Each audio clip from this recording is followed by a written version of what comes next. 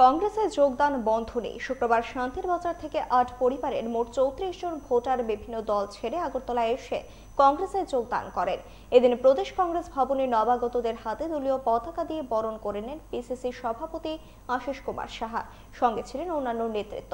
সবাইকে সাথে নিয়ে ঐক্যবদ্ধ লড়াইয়ের বার্তা দেন পিসিসি সভাপতি।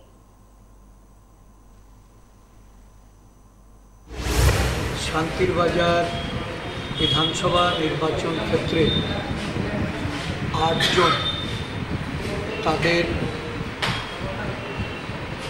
পারিবারিক যে ভোটার ৩৪ জনকে ভারতীয় জাতীয় কংগ্রেস দলে আমরা সামিল করে ওই শান্তির বাজার বিধানসভা নির্বাচন ক্ষেত্রে আমাদের যারা জাতীয় কংগ্রেসের নেতৃবৃন্দ তাদেরকে কংগ্রেস দলের সাথে কাজ করার এবং সেই নীতি আদর্শের প্রতি যারা অবিচল থেকে এগিয়ে যাবে সেই লক্ষ্যে তাদেরকে এখানে এনে সমবেত করেছেন।